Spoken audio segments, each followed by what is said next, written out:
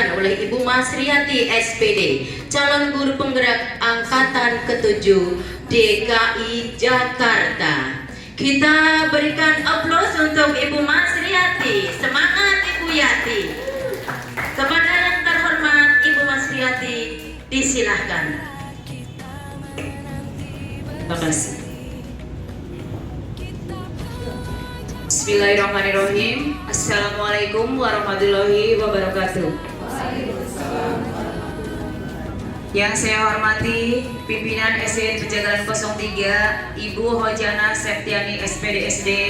Yang saya hormati Bapak Ibu Guru SDN Penjagalan 03. Alhamdulillah yang hari ini kita diberi kesehatan sehingga kita bisa berkumpul di sini dalam acara desiminasi aksi nyata modul 1.4 tentang budaya positif.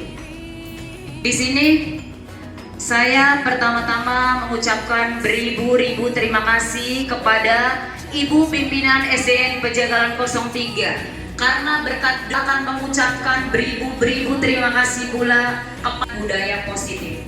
Kenapa sih saya harus melaksanakan aksi nyata ini? Tujuan saya melakukan aksi nyata ini, budaya positif modul 1.4 adalah yang pertama adalah karena tugas. Ya, tugas saya sebagai calon guru penggerak. Selama ini saya sudah 2 bulan melaksanakan diklat calon guru penggerak. Jadi di situ di setiap modul ada aksi nyatanya. Ini aksi nyata yang sudah ke mungkin 5 kalinya. Ini waktunya di modul 1.4 itu aksi nyata kepada rekan-rekan sejawat, desiminasi seperti itu ya. Kalau yang sebelum-sebelumnya Balai Besar Pendidikan Guru Penggerak itu baru ada di Yogyakarta. Di Jakarta belum ada, malah daerah ya, hebat luar biasa itu Yogyakarta. Jadi beliau itu tugasnya di Yogyakarta. Saya setiap harinya bertemu dengan beliau hanya virtual saja, lewat Zoom atau Jimit seperti itu ya. Kemudian yang sebelah sini yang perempuan itu namanya Ibu Umi. Ibu Umi Widayati, beliau adalah pengajar praktek saya yang pada waktu itu sudah pernah hadir di sini ya Bu ya. Pada waktu itu sudah hadir, nanti insya Allah tanggal 2 akan hadir ke sini lagi berkaitan dengan pendidikan calon guru penggerak juga. Nanti akan melibatkan Bapak Ibu guru, teknik, kepala sekolah dan juga siswa. Begitu. Memaparkan tujuan pendidikan menurut Ki Hajar Dewantara. Ya. Menurut Ki Hajar Dewantara, tujuan pendidikan adalah menuntun segala kodrat yang ada pada anak agar mereka dapat mencapai keselamatan dan kebahagiaan yang setinggi-tingginya baik sebagai manusia maupun sebagai anggota masyarakat.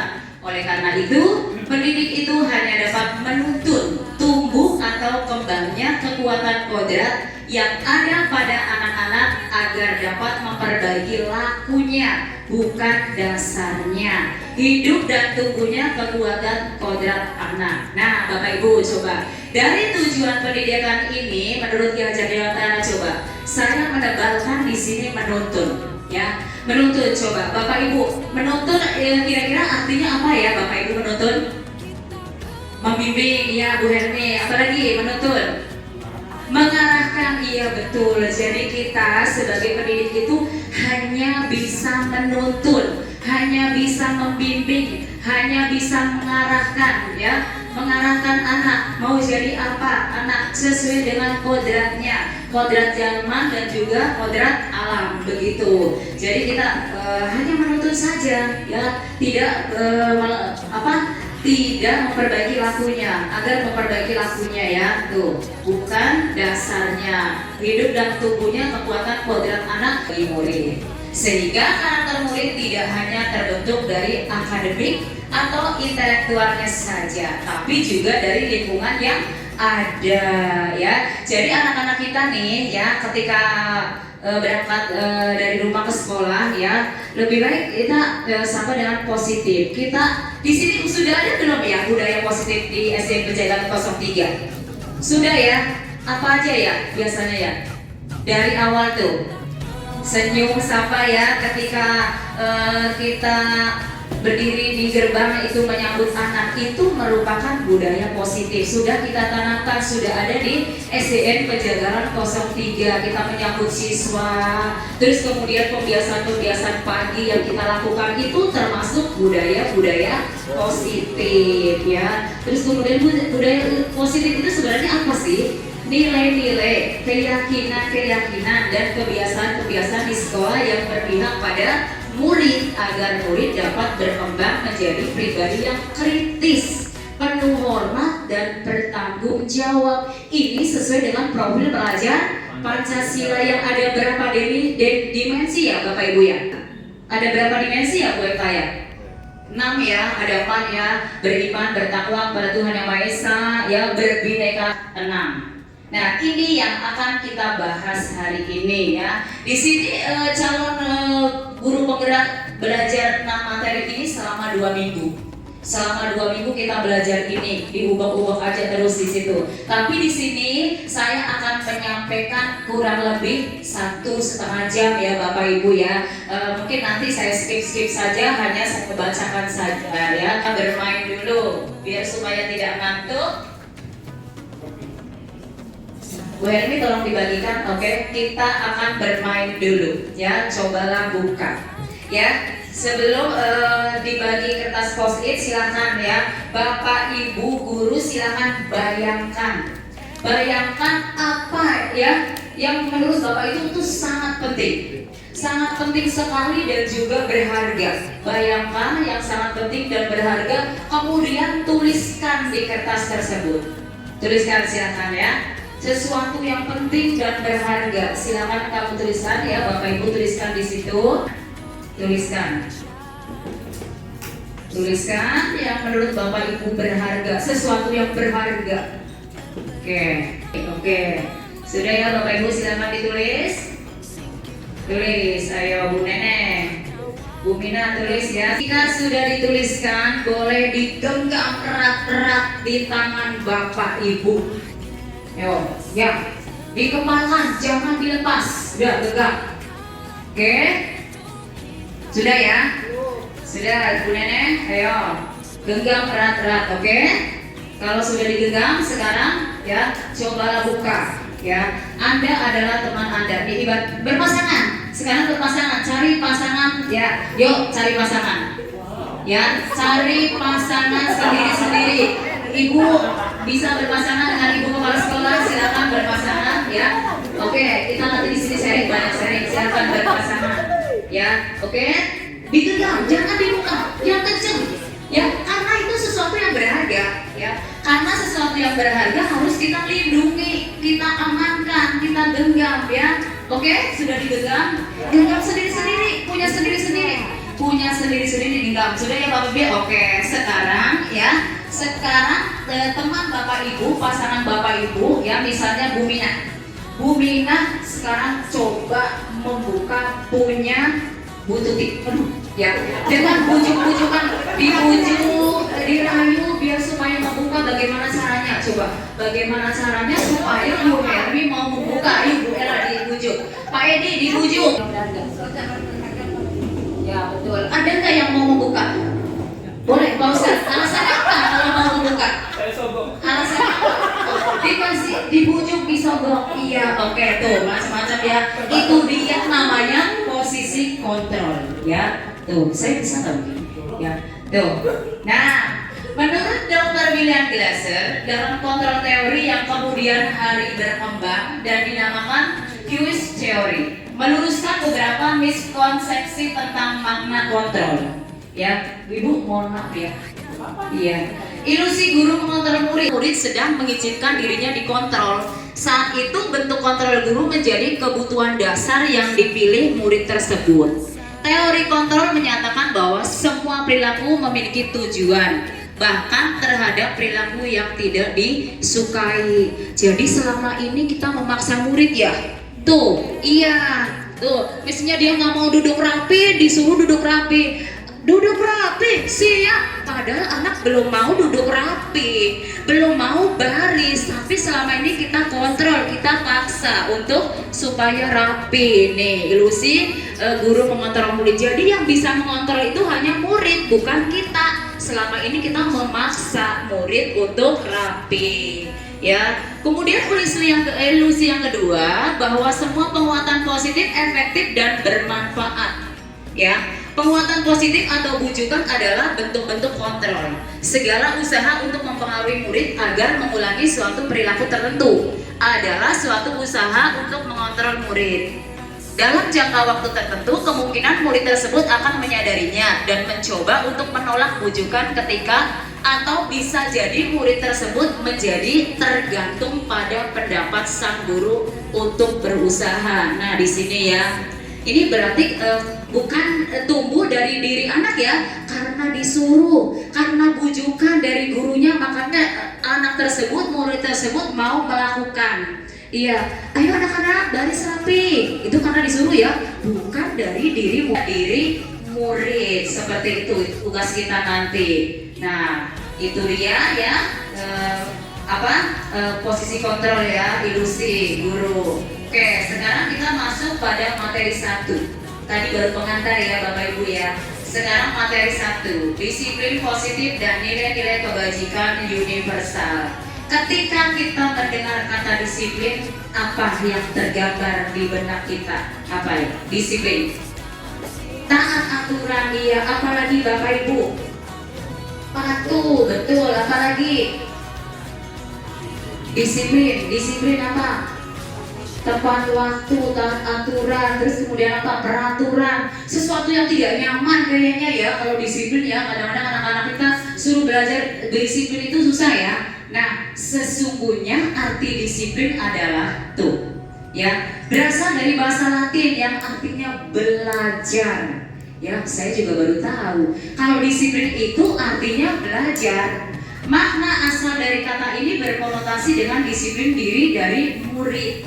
Ya, disiplin diri membuat orang menggali potensinya menuju sebuah tujuan, apa yang dia hargai.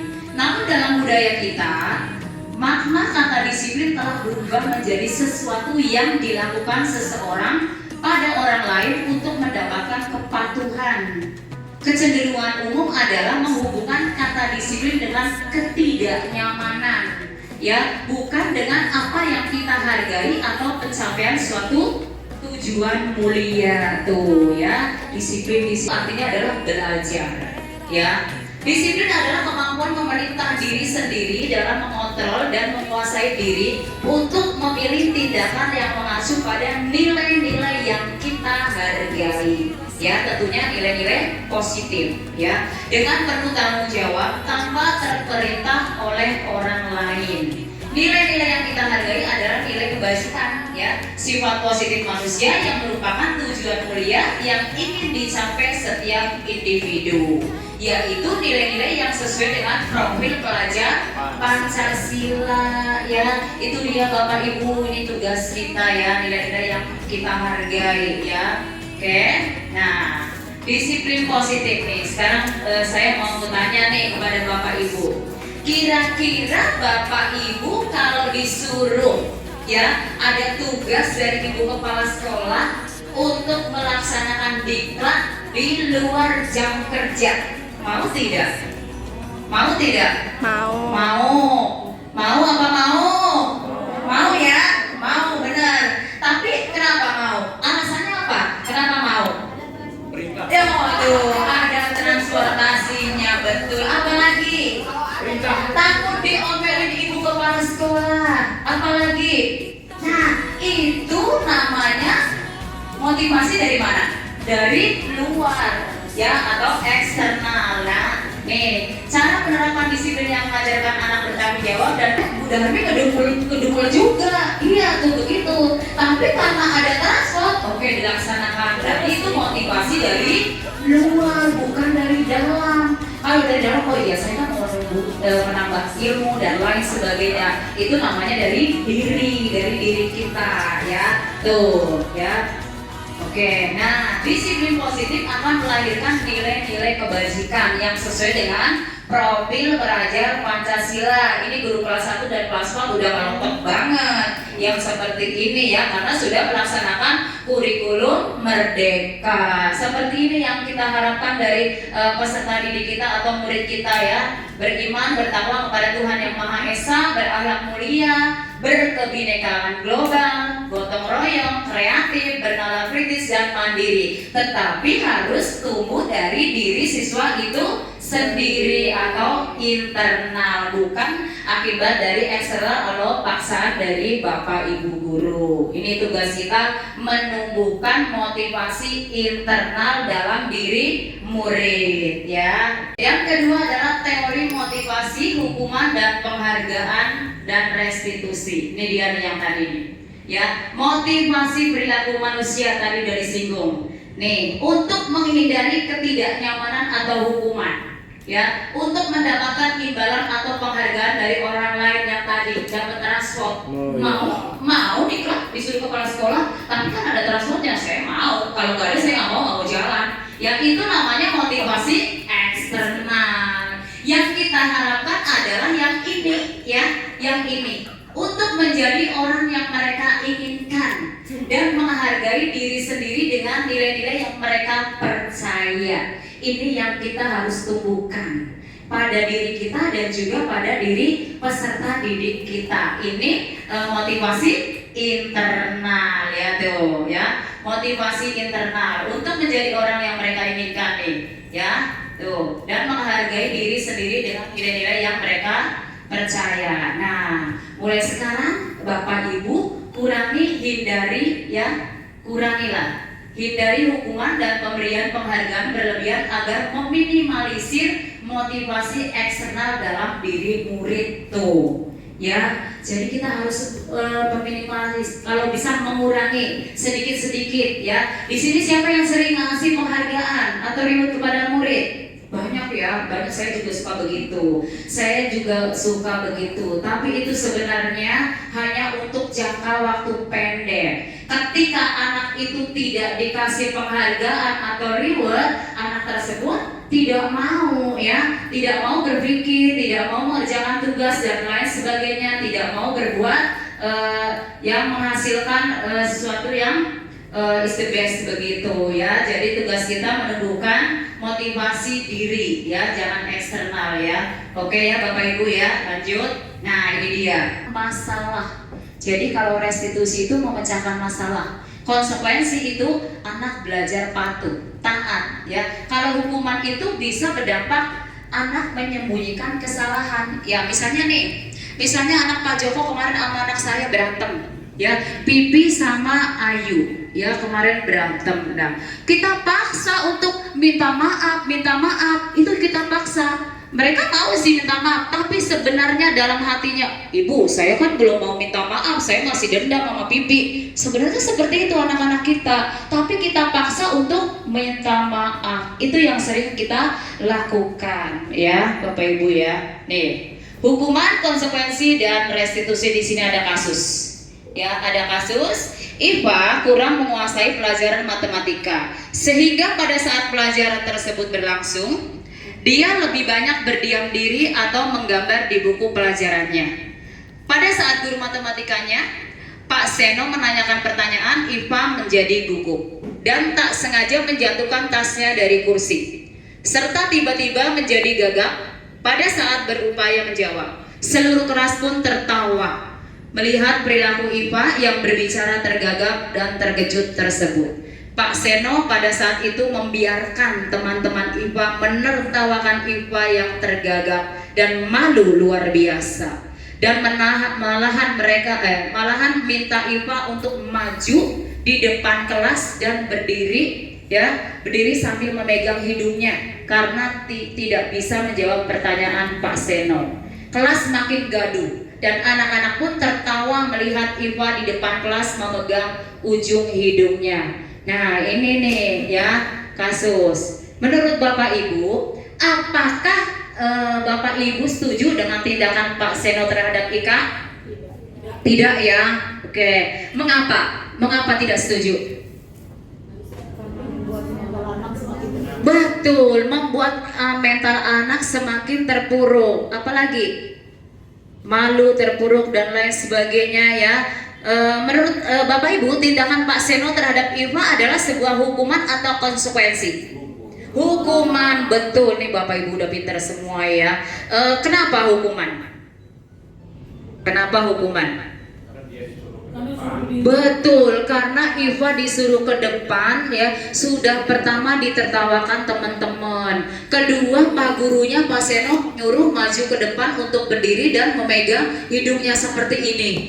Iya, seperti ini. Itu termasuk hukuman, bukan konsekuensi. Nah, ini sedikit-sedikit kita hindari ya. Saya juga tadinya seperti itu ya. Tapi setelah mempelajari modul ini, ikut pelatihan guru penggerak, sedikit-sedikit saya hilangkan, begitu, sedikit-sedikit. Nah, mencatat 100 kali di dalam buku dengan kalimat saya tidak akan terlambat lagi karena terlambat ke sekolah. Ini sanksi, konsekuensi atau hukuman?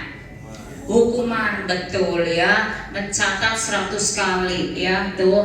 100 kali. Ada yang seperti ini?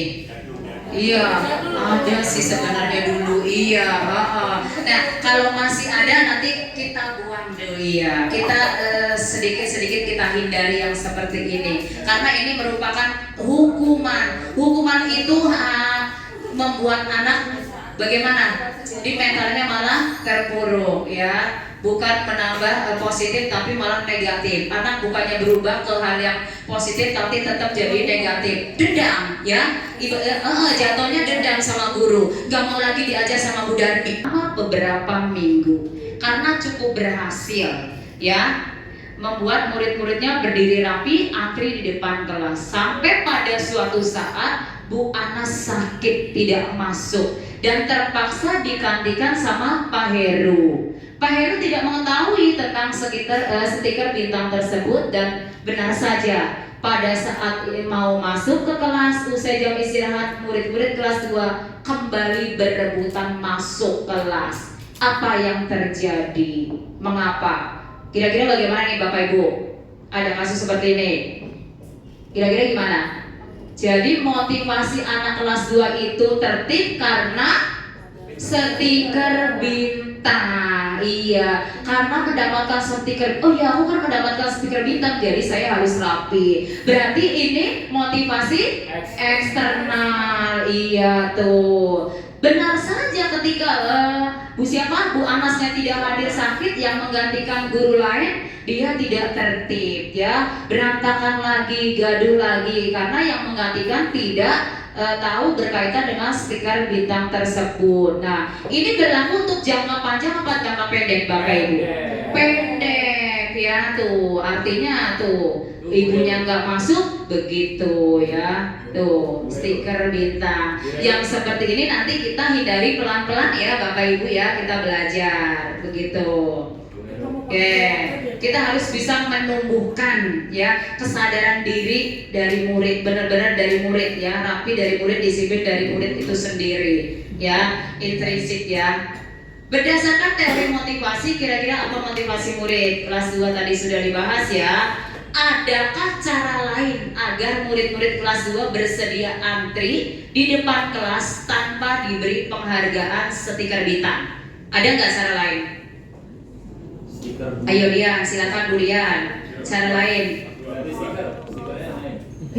dengan membuat kesepakatan atau keyakinan kelas. Nanti kita bahas pembiasaan juga. Iya, kita pelan-pelan, kita tanamkan ke diri anak pelan-pelan ya. Mudah-mudahan dari sini kita nanti bisa ya tumbuh kesadaran diri dari dalam diri anak itu ya. Nah, dihukum oleh penghargaan. Yang cepat dapat hadiah, akhirnya dia santai ya, karena udah ada yang paling cepat seperti itu. Sama dengan kita ranking ya Bapak Ibu ya.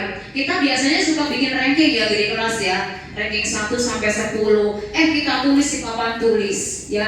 Nah, bagaimana perasaan anak-anak kita yang tidak ada ranking 1 sampai 10? Coba bayangkan Bapak Ibu. Perasaannya bagaimana? Perasaannya bagaimana yang tidak dapat ranking? sedih, kecil hati, kecewa, terus kemudian jadinya kurang bersemangat. Nah itu Bapak Ibu, yang seperti itu harus kita hindari pelan-pelan. Itu mematikan kreativitas peserta didik, menurunkan kualitas. Yang tadinya ingin belajar rajin, karena dia nggak ada catatan ranking di situ, dia males. Akhirnya dia nggak semangat. Itu namanya motivasi eksternal bukan internal. Ya, tuh Bapak Ibu, nanti kita pelan-pelan kita hindari yang seperti itu. Ya, oke. Sekarang kita berlatih karena Bapak Ibu tadi udah belajar, udah banyak sekali ya. Kita sekarang berlatih. Ya, yang pertama, ya, ini hukuman atau konsekuensi ya. Lari mengelilingi lapangan basket 2 kali karena terlambat hadir di sekolah. Hukuman atau konsekuensi? Hukuman, pinter ya. Membersihkan coretan yang dibuatnya di meja tulis. Konsekuensi, betul ya, sudah berbuat bertanggung jawab. Iya, keren sekali nih, luar biasa Bapak Ibu. Jagalan 03. Menggantikan kertas tugas teman yang telah dicoret-coret.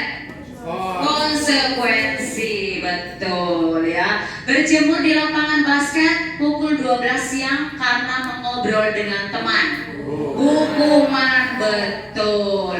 Murid diminta telanjang kaki sepanjang hari karena tidak menggunakan sepatu warna hitam sesuai peraturan sekolah. Hukuman, betul.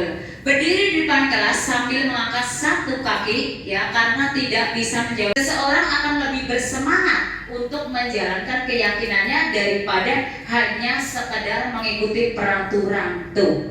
Ya, jadi mulai sekarang nanti kita rubah. Di sekolah kan ada peraturan ya Pak Joko ya, peraturan SDN Pejagalan 03. Nanti kita pelan-pelan kita rubah menjadi keyakinan sekolah. Kalau di kelas keyakinan kelas. Nih, ya. Mengapa sih harus keyakinan kelas bukan peraturan? Ini bedanya. Ya, ini dia bedanya. Ini peraturan, ini keyakinan. Nah, kalau peraturan bahasanya seperti ini. Selalu kembalikan buku ke tempatnya. Ya, keyakinan tanggung jawab. Ya, kita terjemahkan menjadi tanggung jawab. Dilarang mengganggu orang lain. Itu berarti kelas menghormati orang lain, komitmen pada tujuan atau berkomitmen. Dilarang melakukan kekerasan. Ini berarti larinya ke keselamatan, menghormati orang lain ya. Di sini ada dilarang. Ini namanya kata-kata negatif ya. Sama tuh Pak, ini juga seperti itu ya. Pakai helm, nanti ada polisi lagi ada razia gitu. Sedang ada razia, kita harus pakai helm. Iya, terus masker juga. Ke Indomaret harus menggunakan masker. Itu gara-gara mau ke Indomaret. Bukan, ini tujuannya udah beda ya. Tujuannya beda, bukan untuk kesehatan. Kita terjemahkan untuk kesehatan. Kalau yang helm itu untuk keselamatan. Jangan berlari di kelas atau koridor. Ini kita terjemahkan keselamatan dan keamanan ya. Pokoknya Bapak Ibu di sini peraturan itu banyak kalimat-kalimat negatif. Kita hindari. Nanti kita ganti dengan keyakinan kelas. Ya Bapak Ibu ya. Oke. Nah, pembentukan keyakinan kelas. Nanti kita akan sedikit-sedikit ini saya mohon nanti dipraktekkan di kelas ya, di kelas Bapak Ibu. Kalau saya insya Allah sudah mempraktekkan ya. Pembentukan keyakinan kelas. Yang pertama, keyakinan kelas bersifat abstrak daripada peraturan ya, yang lebih rinci dan konkret. Keyakinan kelas berupa pernyataan universal. Pernyataan kelas dibuat dalam bentuk positif ya. Keyakinan kelas hendaknya tidak terlalu banyak sehingga mudah diingat dan dipahami. Keyakinan kelas sebaiknya sesuatu yang dapat diterapkan di lingkungan tersebut. Semua warga kelas ikut berkontribusi dalam pembuatan keyakinan kelas tersebut ya, lewat kegiatan curah pendapat, diskusi ya. Kemudian bersedia meninjau kembali keyakinan kelas dari waktu ke waktu.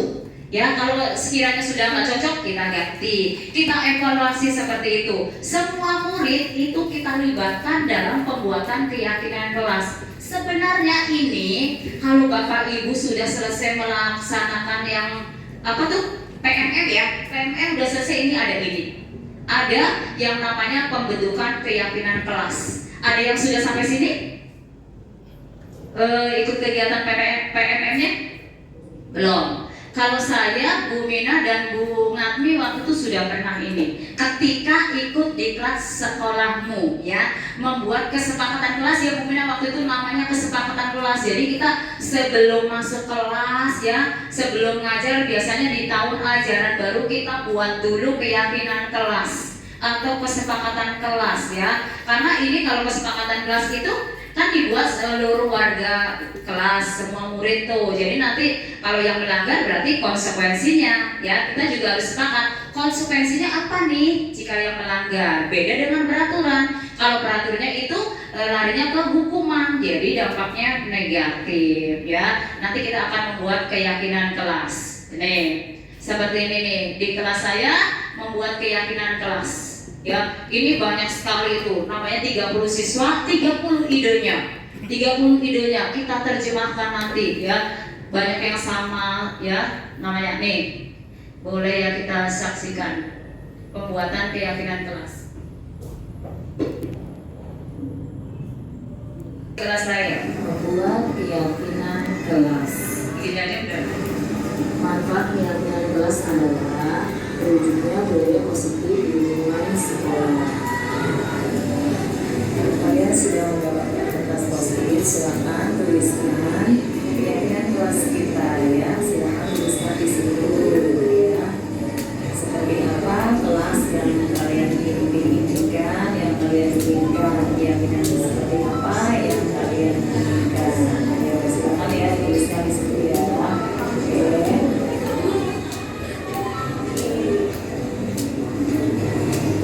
Silakan ditulis ya keyakinan kelas kalian. Lemon silakan Arif tuliskan keyakinan kelas kalian.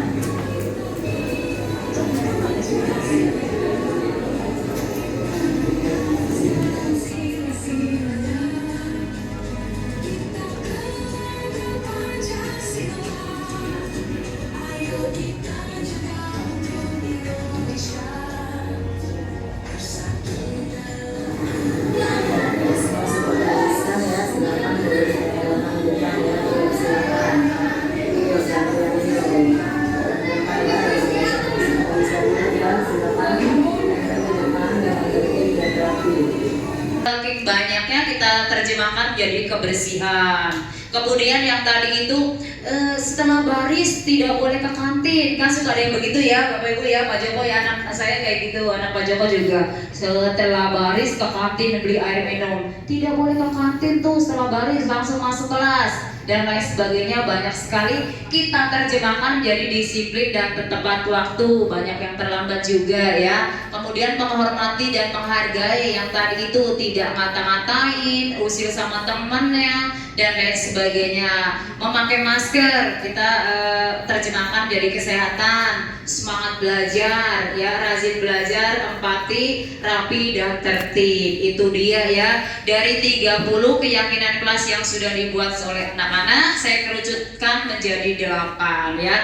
Boleh juga Bapak Ibu nanti mengkerucutkan menjadi 6 atau 9 atau berapa, itu terserah Bapak Ibu. Yang penting anak-anak mudah memahaminya. Dan ketika anak-anak sudah membuat keyakinan seperti ini bersama-sama, ini harus disepakati ya, disepakati di kelas. Ketika mereka melanggar ya, suatu ketika mereka melanggar sendiri keyakinan kelas itu, sudah tahu mereka konsekuensinya seperti apa ya. Kita membuat kesepakatan nih, konsekuensinya apa jika kita melanggar keyakinan, atau tidak istirahat, atau apa membersihkan kelas, piket dan lain sebagainya. Tapi konsekuensinya itu yang mendidik, jangan sampai menghukum. Jadi seperti itu ya Bapak Ibu ya. Selanjutnya kita ke PPT lagi. Dasar manusia ya.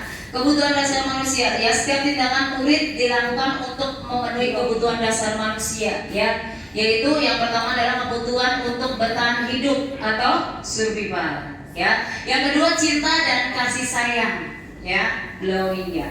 Bahasa Inggrisnya apa tuh Pak Edi? Kebebasan ya, freedom ya. Kesenangan, fun ya. Yang kelima adalah kekuasaan atau power ya. Nah, langsung aja kita hadirkan kasus. Di sini Ibu Ambar, guru kelas 2A di SD Pelita Hati, sedang bingung menghadapi ulah salah satu murid di kelasnya, Kevin. Beberapa anak di kelas 2A telah datang padanya dan terus apa lagi? Memanggil.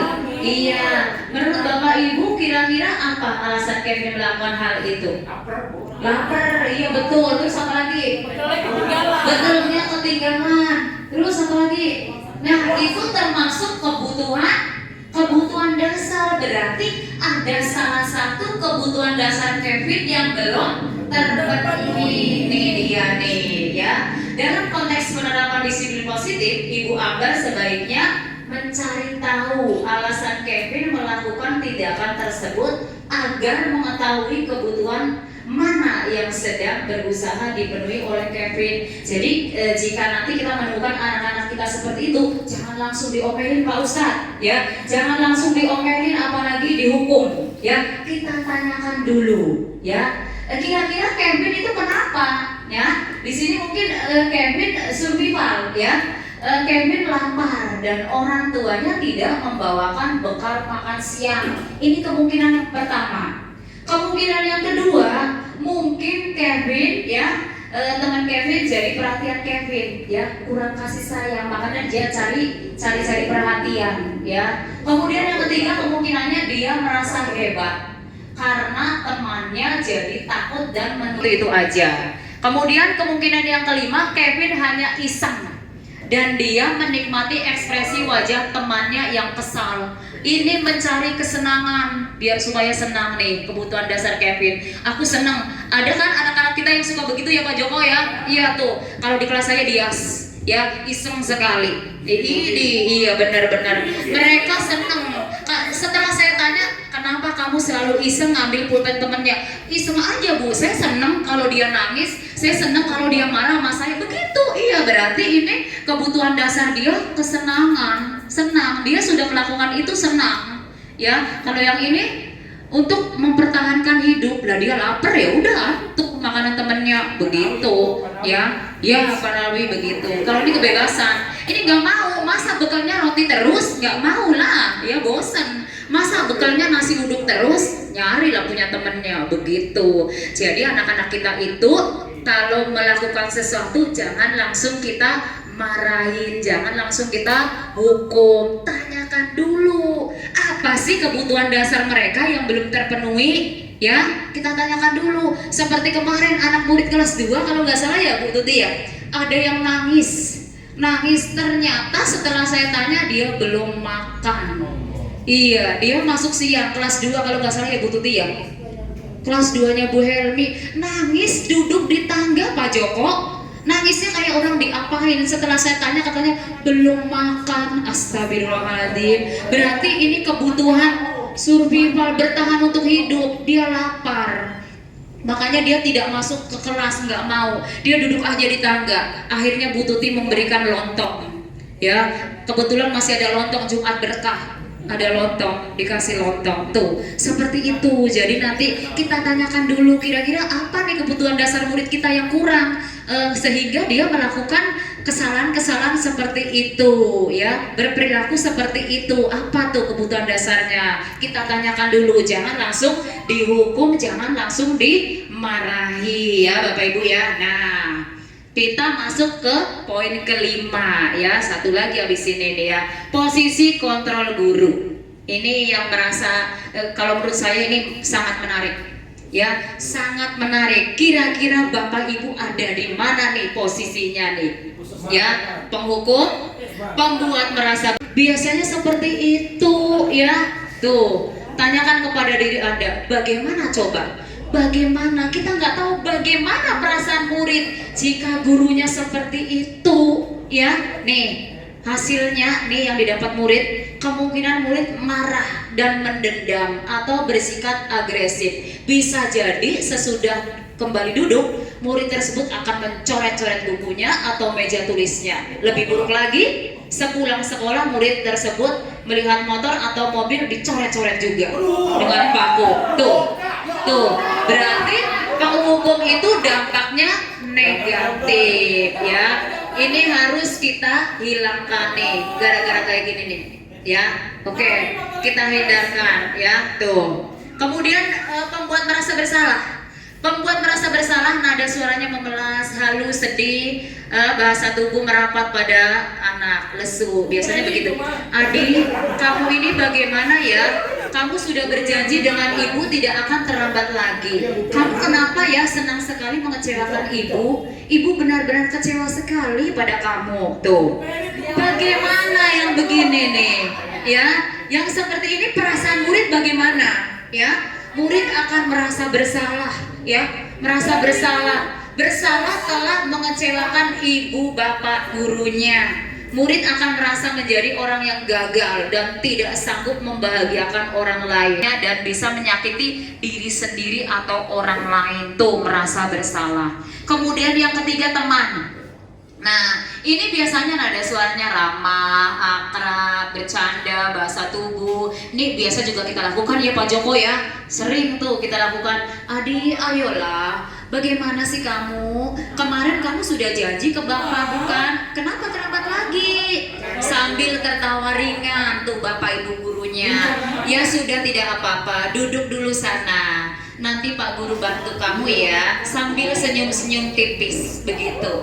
Kita sering lakukan ini. Kenapa? Karena supaya anak akrab sama kita maksudnya, tapi ternyata ini tidak efektif. Apa coba? Bagaimana perasaan murid? Murid akan merasa senang dan akrab dengan guru. Ini termasuk dampak yang positif. Hanya saja di sisi negatif murid menjadi tergantung pada guru tersebut.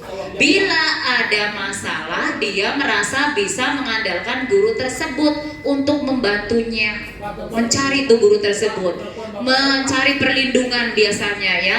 Akibat lain dari posisi teman, Adi hanya akan berbuat sesuatu bila yang menyuruh adalah guru tersebut dan belum tentu berlaku dengan yang sama dengan guru atau orang lain tuh ya, seperti itu.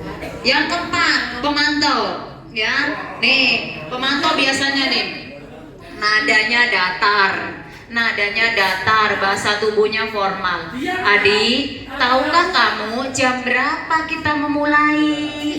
Ya, tahu Pak, kamu terlambat 15 menit. Apakah kamu sudah mengerti konsekuensi yang harus dilakukan bila terlambat?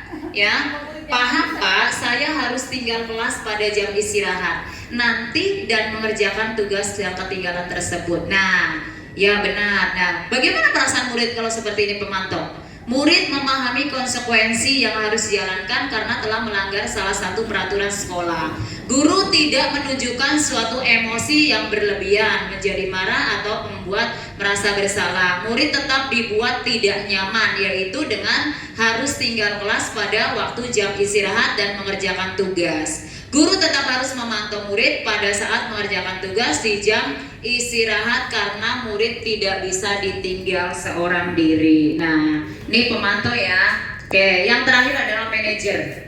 Ya, ini sebaiknya posisi kita alihkan ke sini, dari penghukum, teman, merasa bersalah kita alihkan ke sini. Kita rubah sedikit demi sedikit menjadi manajer. Ya, oke. Kita posisikan diri sebagai manajer. Posisi terakhir manajer adalah posisi di mana guru berbuat sesuatu bersama dengan murid, mempersilahkan murid dan mempertanggungjawabkan perilakunya, mendukung murid agar dapat menemukan solusi atas permasalahannya sendiri. Seorang manajer telah memiliki keterampilan di posisi teman maupun pemantau, ya. Dan dengan demikian bisa jadi di waktu-waktu tertentu kembali kepada kedua posisi tersebut bila diperlukan. Namun bila kita menginginkan murid-murid kita menjadi manusia yang merdeka, mandiri dan bertanggung jawab, maka kita perlu mengacu pada restitusi yang dapat menjadikan murid kita seorang manajer ya bagi dirinya sendiri. Di manajer, murid diajak untuk menganalisis kebutuhan dirinya maupun kebutuhan orang lain. Di sini penekanan bukan pada kemampuan membuat konsekuensi, namun dapat berkolaborasi dengan murid bagaimana memperbaiki kesalahan yang ada. Seorang manajer akan berkata, apa yang kita yakini, ya, kembali ke keyakinan kita kelas kita tadi, ya. Apakah kamu meyakininya? Jika kamu meyakininya, apakah kamu bersedia memperbaikinya? Jika kamu memperbaiki ini, hal ini menunjukkan apa tentang dirimu. Apa rencana kamu untuk memperbaiki hari ini, hal ini? Nah, sebaiknya kita itu ada di posisi ini. Boleh aja pemantau ya. Kita sekarang rubah posisi kita dari penghukum ke, bolehlah sekali-kali pemantau, tapi kita lebih banyak ke sini ya, ke manajer. Nah, berkaitan dengan manajer itu ada restitusi ya, kita restitusi, kita mengadakan restitusi. Apa sih restitusi itu? Proses menciptakan kondisi bagi murid untuk memperbaiki kesalahan mereka sehingga mereka bisa kembali pada kelompok mereka dengan karakter yang lebih kuat. Restitusi juga merupakan proses kolaboratif yang mengajarkan murid untuk mencari solusi untuk masalah mereka dan membantu murid berpikir tentang orang seperti apa yang mereka ingin ya, dan bagaimana mereka harus memperlakukan orang lain. Ini menurut dosen ya. Nih, segitiga restitusi. Tahapannya itu ada validasi tindakan yang salah, menanyakan keyakinan, dan menstabilkan identitas. Nih, seperti ini ya. Tuh, segitiga restitusi. Guru berperan sebagai manajer menggunakan segitiga restitusi dalam penyelesaian masalah melalui 3 tahapan. Yang pertama, menstabilkan identitas. Kita tanyakan dulu ya ke anak ya, kita tanyakan kabar dan lain sebagainya ya. Kemudian validasi tindakan yang salah dan menanyakan keyakinan. Tujuannya untuk menghasilkan murid yang mandiri dan bertanggung jawab. Nah, di sini ada video lagi nih, bisa nggak ya? Contoh. Oke, kita pasti memang punya alasan kan kenapa sering tidak masuk mengerjakan tugas untuk dikerjakan di rumah yang diberikan oleh ibu guru di hari sebelumnya. Berikut adalah skenario penyelesaian masalah. Ini menstabilkan identitas dulu ya. Oke, ayo tahu tidak guru panggil di sini? Tidak mengerjakan PR. Ayo, tidak mengerjakan PR. Apakah itu suatu kesalahan? Oke, ya. Ayo, setiap orang pernah melakukan kesalahan. Seperti ibu juga pernah melakukan kesalahan. Mari kita cari solusinya bersama-sama ya. Oke, ayo pasti tahu kan apa alasannya Validasi tindakan yang salah.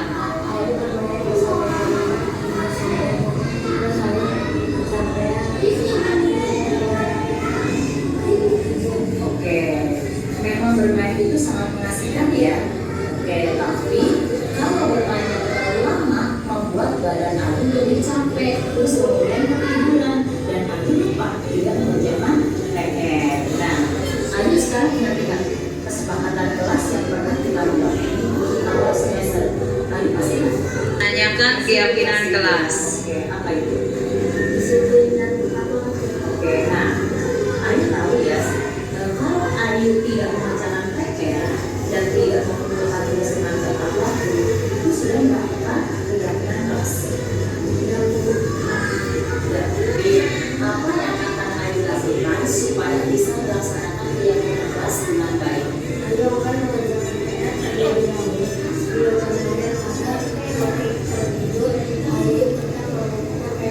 Oke, nah itu Ayu sudah tahu ya. Kalau Ayu tidak mengerjakan PR dan tidak mengumpulkan tugas tepat waktu, artinya sudah melakukan keyakinan kelas kan? Oke, apa keyakinan kelas kita harus kita laksanakan? Apa yang akan Ayu lakukan supaya bisa melaksanakan keyakinan kelas yang baik?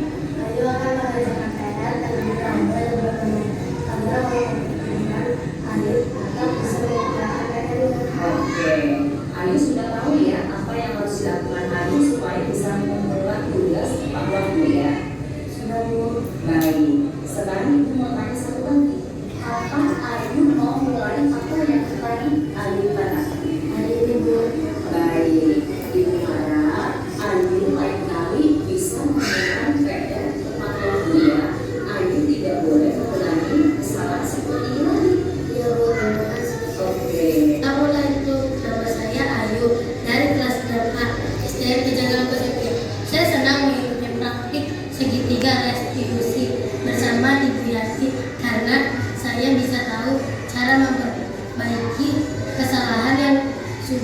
saya lakukan. Dan Ibu Yati tidak marah ketika saya tidak mengerjakan tugas. Terima kasih Bu Yati. Love you. Wassalamualaikum warahmatullahi wabarakatuh. Demikian penerapan segitiga. Seperti itu ya Bapak Ibu ya. Itu tadi pemaparan saya ya, sekitar berapa? 1,5 jam apa 2 jam? 2 jam. Ya, lumayan ya 2 jam ya. Oke. Itu yang bisa saya sampaikan sedikit ke Bapak Ibu ya. Mudah-mudahan nantiannya kurang lebih mohon maaf. Billahi taufiq wal hidayah. Wassalamualaikum warahmatullahi wabarakatuh. Saya kembalikan ke moderator. Iya. Baik, terima kasih Bu Yati, luar biasa ya, 2 jam nonstop. Acara selanjutnya yaitu ada tanya jawab. Silakan Bapak Ibu guru yang mau bertanya dan Ibu narasumber yang mau menjawab. Nanya ya Bu ya? Ya silakan. Boleh. Singkat aja lah. Ya, Neneng protes dulu. Tadi disebutkan pada saat pembuatan atau penyusunan apa itu peraturan kelas ya? Keyakinan kelas. Ya. Yang tadinya peraturan kelas kalimatnya negatif diubah menjadi sebuah keyakinan kelas yang kalimatnya abstrak ya Bu ya? Iya. Kalimatnya abstrak. Sedangkan kalau saya baca di tahapan operasional atau tahapan kognisi anak menurut PASE pada usia 7 sampai 11 tahun anak masih berada pada posisi atau fase operasional konkret. Anak mulai menunjukkan kemampuan konservasi yaitu jumlah, luas, volume, orientasi. Meskipun anak bisa memecahkan masalah dengan cara logis, mereka belum bisa berpikir secara abstrak atau hipotesis.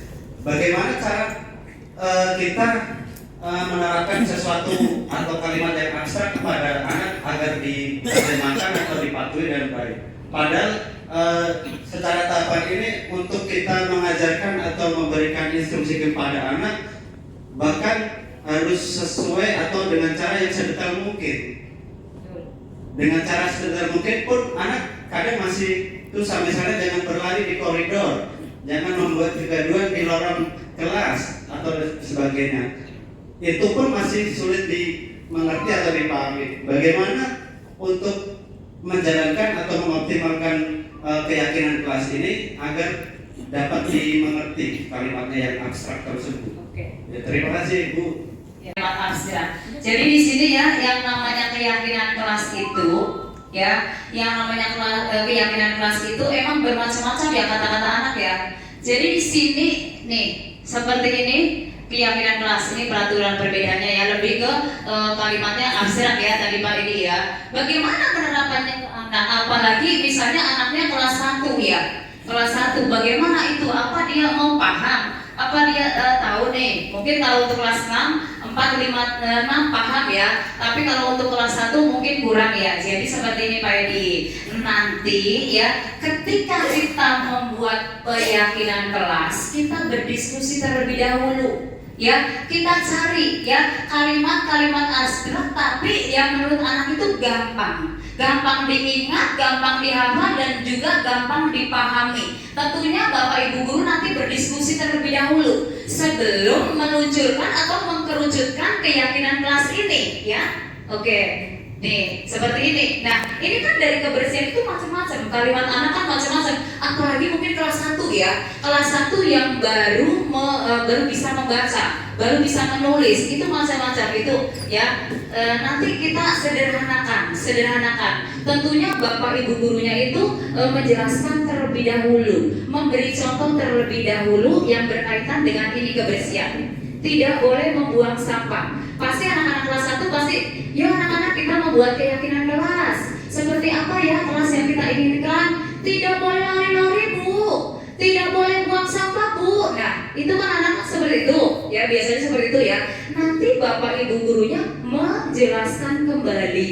Nah tanggung jawab itu termasuk ya nak, membuang sampah ya, tidak lari-larian dan sebagainya. Itu nanti Bapak Ibu guru ya, jadi tugas kita yang menjelaskan terlebih dahulu kepada peserta didik ya, memberitahu ya, memberi pemahaman kepada peserta didik terlebih dahulu berkaitan dengan keyakinan kelas ini. Setelah keyakinan kelas ini dari semua kelas itu paham ya, peserta didik kelas kita paham, baru kita terapkan di kelas kita ya. Nih kan kita sudah terjemahkan ya tadi macam-macam kata-katanya. Ini pun kelas 6 juga ada beberapa yang tidak paham. Tapi setelah membuat itu tuh tadi kan ditempel ya semuanya banyak sekali. Kita jelaskan dulu anak-anak. Tadi kan anak-anak sudah menuliskan banyak ya. Ada yang tidak usir sama temennya, ada yang tidak ngata-ngatain temennya. Ini kita terjemahkan seperti ini ya teman-teman ya. Anak-anak ya, menghormati dan menghargai. Kita kasih pengertian pelan-pelan seperti itu ya. Pada intinya kita membudayakan budaya positif ya, lebih ke keyakinan kelas, karena keyakinan kelas itu dibuatnya bersama-sama melibatkan peserta didik. Beda dengan peraturan. Kalau peraturan itu sudah ada langsung ya, langsung ada di sekolah ini, itu langsung ada tanpa ikut campur peserta didik dan juga Bapak Ibu, paling ada hanya beberapa. Tapi kalau keyakinan sekolah atau keyakinan kelas itu semuanya berandil, semuanya berkontribusi, berkolaborasi dalam pembuatan keyakinan sekolah atau kelas tersebut. Jadi seperti itu Pak Edi ya, gimana, sudah puas dengan jawaban saya? Jadi kita pertama kita diskusi dulu, kita kasih pemahaman dulu kepada anak-anak kita. Oke Pak Edi, terima kasih luar biasa Pak Edi ya. Oke, tepuk tangan buat Pak Edi. Terima kasih Bu Yanti. Saya ingin menyampaikan kasus anak saya sendiri Bu ya.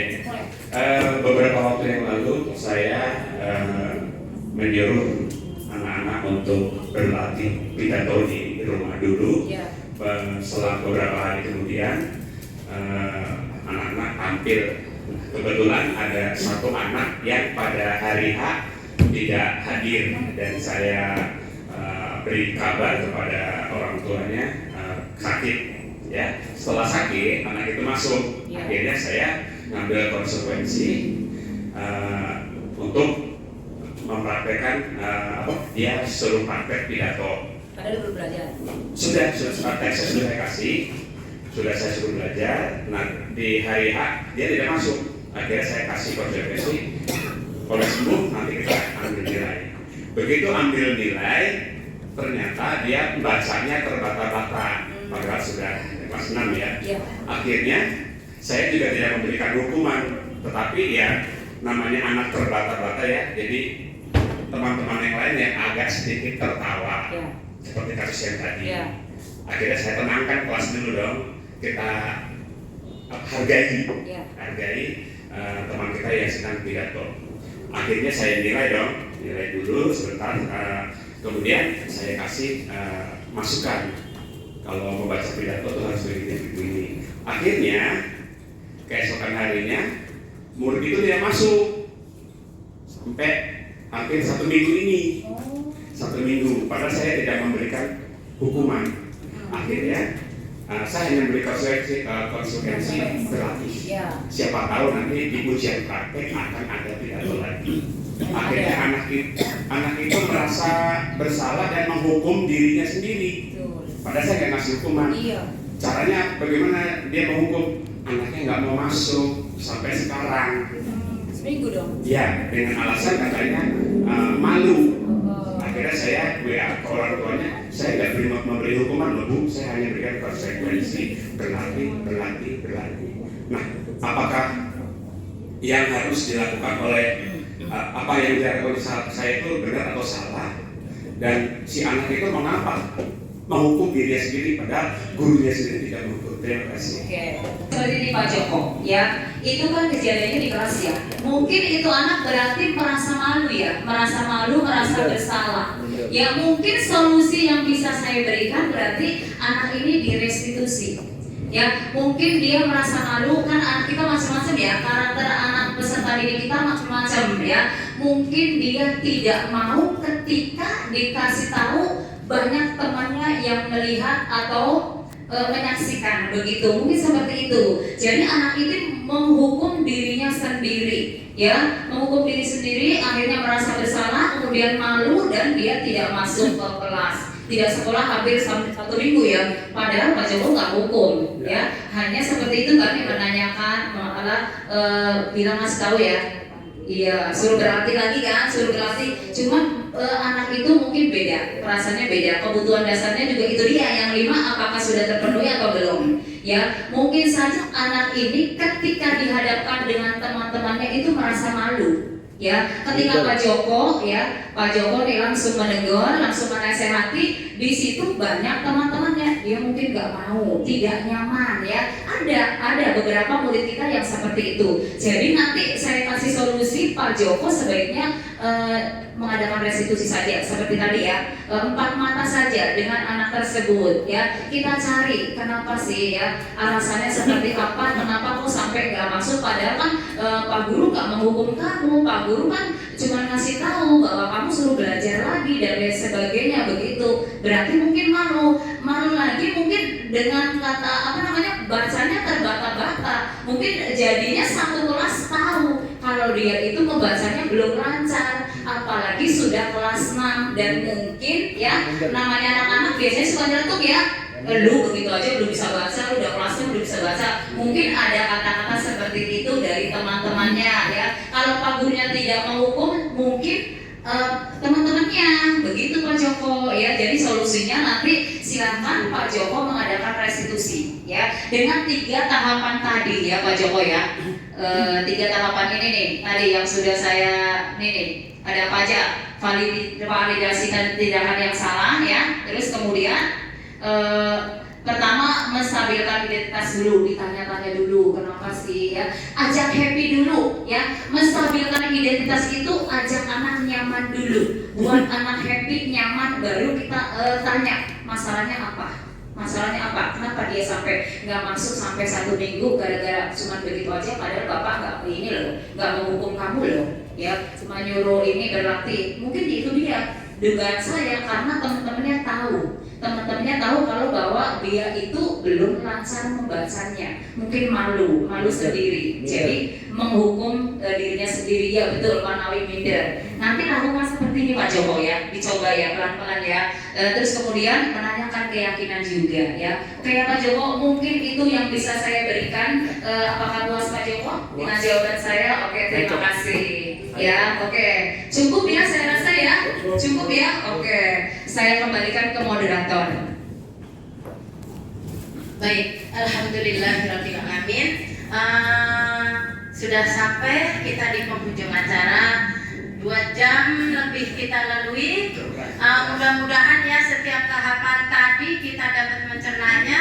Insya Allah kita bisa menerapkannya dalam pembelajaran kita sehari-hari. Mudah-mudahan apa yang kita laksanakan hari ini membawa manfaat yang begitu besar untuk kita semua. Mari kita tutup kegiatan kita ini dengan membaca Alhamdulillah bersama-sama. Alhamdulillahirabbil alamin. Dari saya pribadi mohon maaf atas segala kesalahan tutur kata. Billahi taufik wal hidayah. Wassalamualaikum warahmatullahi wabarakatuh. Terima kasih. Bismillahirrahmanirrahim. Assalamualaikum warahmatullahi wabarakatuh.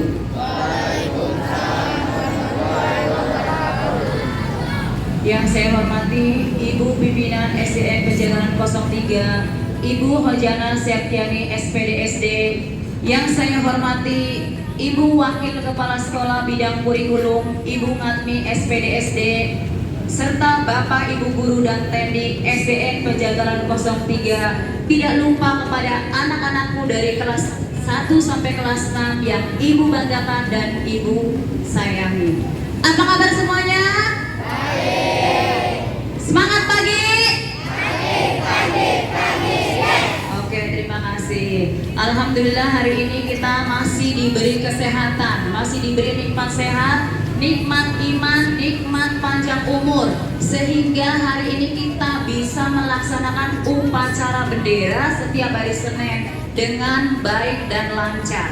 Ada beberapa yang ingin Ibu sampaikan pada amanat kali ini. Yang pertama, Ibu mengapresiasi petugas upacara hari ini. Semuanya bagus ya, paskibnya bagus, pembaca, protokol dan lain sebagainya, apalagi pemimpinnya luar biasa. Kasih tepuk tangan dulu buat petugas. Oke, terima kasih kalian sudah melaksanakan tugas dengan baik ya. Hanya ada sedikit saja yang kurang ditingkatkan, yaitu paduan suara ya. Paduan suara nanti berlatih lagi supaya suaranya lebih melengking lagi, supaya suaranya lebih bagus lagi dan lebih kompak lagi. Kemudian yang berikutnya untuk peserta upacara. Alhamdulillah peserta upacara juga sudah pakainya sudah lengkap ya. Ada beberapa yang belum, nanti tolong dilengkapi. Ini depan Bu Guru ada satu yang tidak pakai topi. Nanti tidak seperti itu, pakai topinya ya. Pakai topinya jangan sampai lupa ya. Ada beberapa, ada dua orang kalau tidak salah ya. Bu Guru lihat di sini topinya belum dipakai. Nanti Senin berikutnya lengkap ya. Untuk peserta alhamdulillah sudah rapi pakaiannya, tapi ya sikapnya belum tertib, belum disiplin ya. Masih ada yang ketika kenaikan bendera itu dalam keadaan istirahat ya. Itu boleh tidak? Iya, kita kan sedang hormat bendera ya. Sedang hormat bendera mestinya kita dalam keadaan siap, bukan tangannya ditaruh di kantong celana. Tadi ada depan Bu Guru ya, ada yang istirahat, ada yang tangannya diletakkan di kantong celana ya.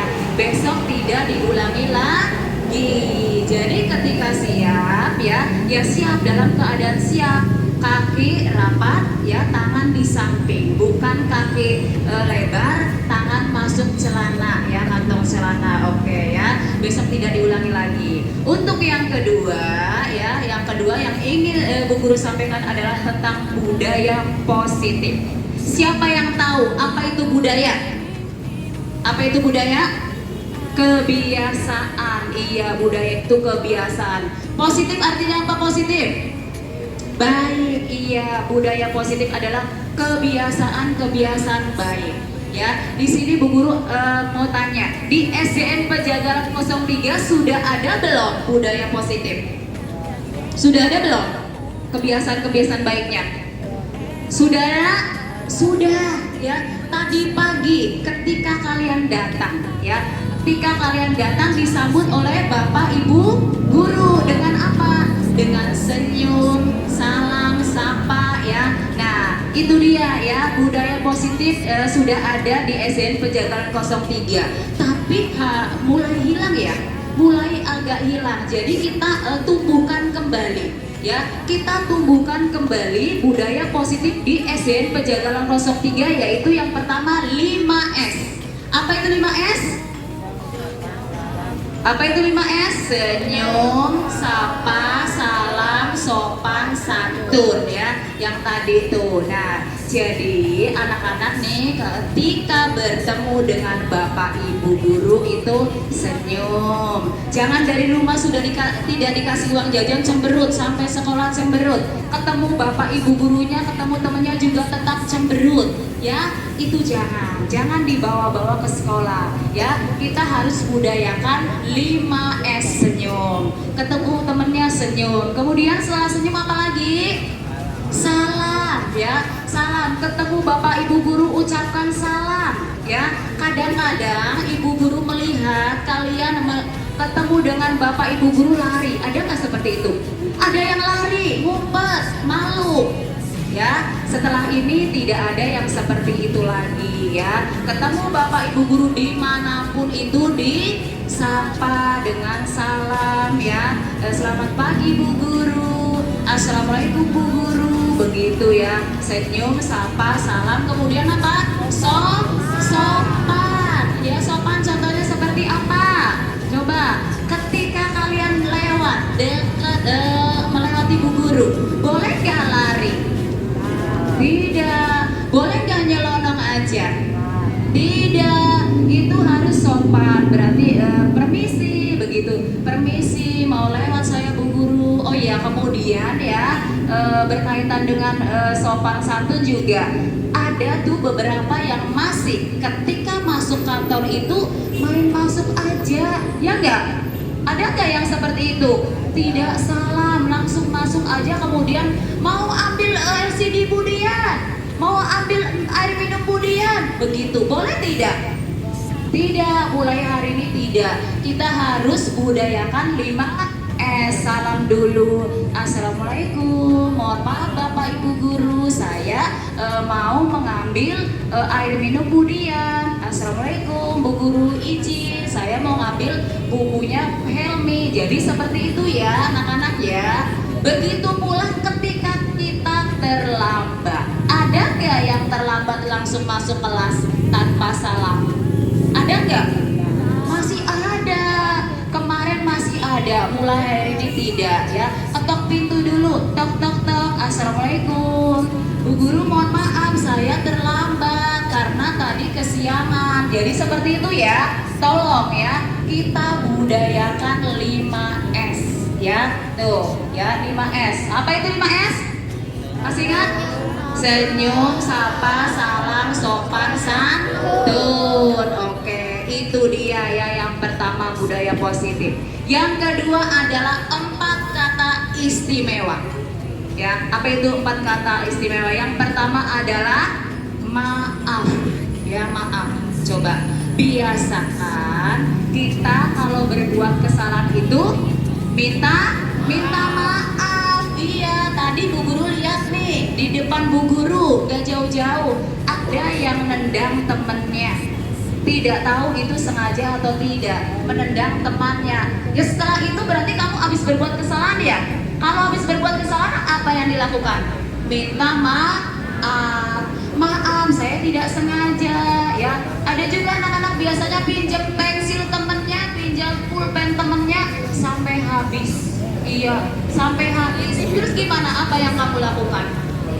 Minta maaf ya, atau maaf pulpennya sampai habis ya. Maaf ya, begitu. Jangan diem aja ya. Jangan datar begitu aja. Itu dia, maaf. Itu kata istimewa yang pertama. Kata istimewa yang kedua adalah terima kasih. Apa itu kata terima kasih? Biasanya diucapkan kapan? Ketika kita mendapat sesuatu, ketika kita mendapat hadiah, kita ucapkan terima kasih. Iya, mendapat hadiah dari Bu Guru, terima kasih Bu Guru ya. Mendapatkan hadiah dari orang tua, terima kasih ayah, ibu, begitu. Jadi kita budayakan ya, terima kasih ya. Itu. Kemudian kata istimewa yang ketiga adalah apa? Tolong. Iya, biasanya Bu Guru pernah lihat nih, sering malah ya, anak-anak kelas 6 ya, minta dijajanin sama temennya ya. Sakila, aku beliin air minum dong di bawah. Tuh, jangan seperti itu, pakai tolong. Sakila, tolong dong, saya nitip beliin air minum, begitu ya. Tuh, Remon, saya minta tolong dong sekalian buku saya dibawa ke depan PR-nya supaya dikonten sama Bu Guru ya, dengan kata tolong ya. Biasakan dengan kata tolong, jangan langsung panggil namanya. Kemudian kata istimewa yang keempat adalah permisi ya. Permisi biasanya dilakukan kapan? Ketika kita lewat ya, kebetulan lewat ada Bapak Ibu Guru, apa yang kamu lakukan? Permisi Bapak Ibu Guru, saya mau lewat ya, agak menundukkan kepala sedikit, membongkokkan tubuh sedikit ya, jangan lari ya, tidak ada yang lari ya. Kemarin Bu Guru masih lihat ya, ada Bapak Ibu Guru di depan kalian sedang duduk, kalian lewat begitu saja apalagi lari ya. Oke, siap? Bisa kita membudayakan 5S dan 4 kata istimewa di sekolah kita? Bisa ya? bisa mulai hari ini ya, mulai hari ini. Kemudian di sekolah iya, di rumah pun juga biasakan ya. Itu namanya budaya positif ya. Harus kita tumbuhkan, harus kita kembangkan ya, sehingga menjadi budaya di SDN Pejagalan 03. Pak Joko nanti kalau perlu kita tulis 5S supaya anak-anak ingat terus. 4 kata istimewa ya, kita tulis, oke? Kemudian yang selanjutnya adalah semangat belajar. Ya, semangat belajar. Oke, terutama untuk kelas 6 nih. Terutama untuk kelas 6 ya, semangat belajar. Sebentar lagi kalian akan menghadapi ujian. Berapa bulan lagi? 2 bulan lagi ya. Pengen lulus tidak? Pengen lulus tidak? Kurang kencang pengen lulus atau tidak? Ya, kalau pengen lulus berarti kita harus semangat belajar, rajin belajar, tidak boleh malas. Begitu pula dengan kelas 1 sampai kelas 5. Kita pun harus semangat belajar, kita komitmen semangat belajar, tidak males ya. Karena di semester 2 ini adalah penentuan kalian lulus dan naik tidaknya ke jenjang berikutnya. Jadi kita harus semangat belajar. Yang terakhir ya, tolong budayakan positif ya. Kurangi ya, kita itu mengurangi sampah plastik. Jadi Bu Guru mohon ya, Bu Guru minta ya, kalian itu dari rumah membawa air minum dari botol tumbler ya, tidak membeli air minum pakai aqua dan lain sebagainya. Boleh saja ketika habis kalian beli, tapi ditaruh lagi ke botol kalian. Jadi kita tidak memproduksi sampah karena kita ingin memperkecil atau mengurangi sampah plastik, karena sampah plastik itu merusak bumi kita. Bisa anak-anak semua? Ya, ini harus dilakukan dari kelas 1 sampai kelas 6 ya kan? Tuh, tidak cuma 1 kelas saja, tidak hanya 2 kelas saja, tapi harus dari kelas 1 sampai kelas 6 ya. Mungkin nanti di kantin disiapin galon saja ya, tidak perlu aqua ya, biar supaya anak-anak diperkecil sampah plastiknya ya.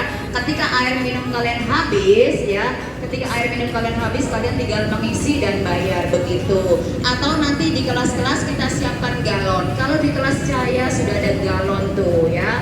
Oke, bisa ya, bisa dilakukan. Oke, mulai kapan akan melakukan budaya positif ini? Mulai kapan?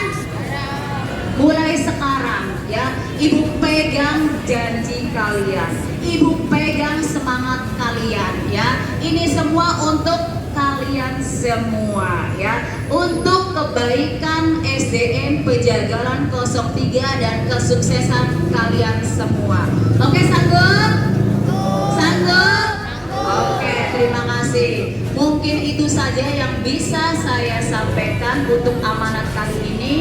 Kurang lebihnya mohon maaf. Billahi taufiq wal hidayah. Wassalamualaikum warahmatullahi wabarakatuh. Buat keyakinan kelas. Manfaat keyakinan kelas adalah terwujudnya budaya positif di lingkungan sekolah. Kalian sudah mendapatkan kertas post-it, silakan tuliskan keyakinan kelas kita ya, silakan tuliskan di situ ya. Seperti apa kelas yang kalian impikan, yang kalian inginkan, keyakinan seperti apa yang kalian inginkan. Ayo silakan ya dituliskan di situ ya. Oke.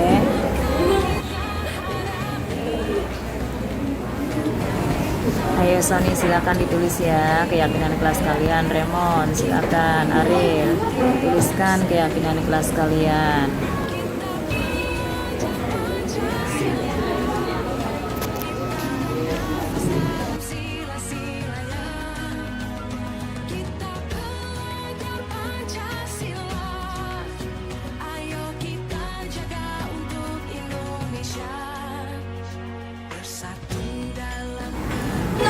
Oke, semua sudah menuliskan ya, silakan boleh ditempelkan di depan ya. Yuk silakan, yuk gantian yuk, tempelkan ya dari barisannya. Melisa dulu ya, silakan tempel di depan dengan tertib dan rapi. Yuk lanjut, tulis. Ayo silakan, lanjut ya, silakan ditempel.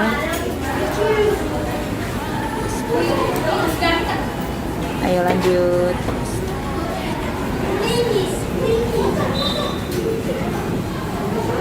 Lanjut berikutnya barisan dia, silakan. Oke.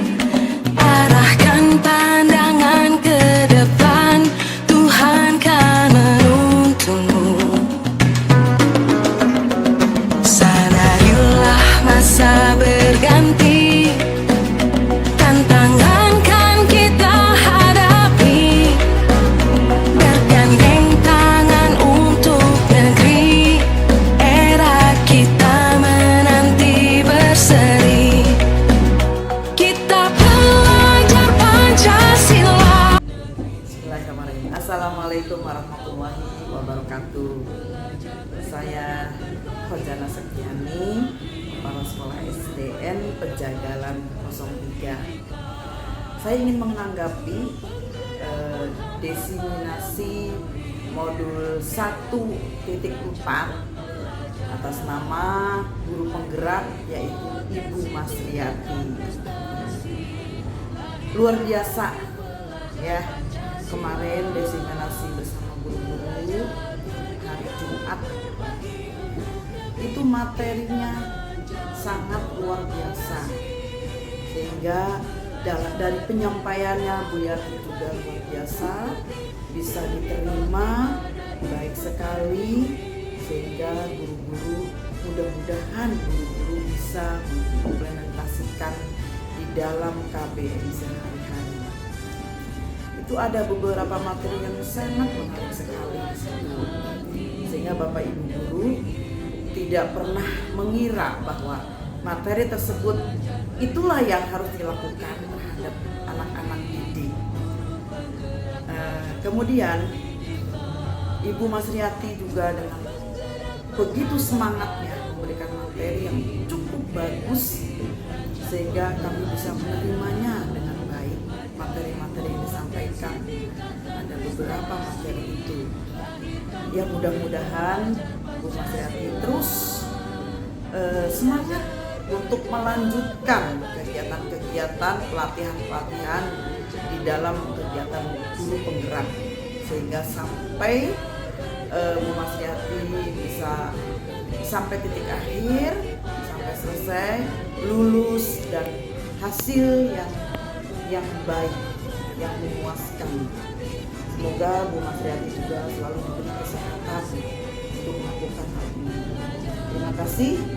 Saja yang saya sampaikan. Saya akhiri. Assalamualaikum warahmatullahi wabarakatuh. Assalamualaikum. Perkenalkan, nama saya Ngatmi. Saya sebagai Wakil Kepala Sekolah Bidang Kurikulum di SDN Pejagalan 03. Di mana Ibu Masriati SPD SD sebagai calon guru penggerak angkatan ke-7 DKI Jakarta sekarang ini bertugas. Saya akan memberikan sedikit ulasan tentang desiminasi yang kemarin sudah dilakukan Ibu Masriati di SDN Pejagalan 03 khususnya sebagai calon guru penggerak. Yang saya garis bawahi bahwa yang sangat penting bagi kita dari apa yang disampaikan Ibu Masriati kemarin pada saat seminar, yaitu bahwa kita sebagai guru yang tidak boleh kita tinggalkan adalah memahami profil peserta didik dengan sebaik-baiknya.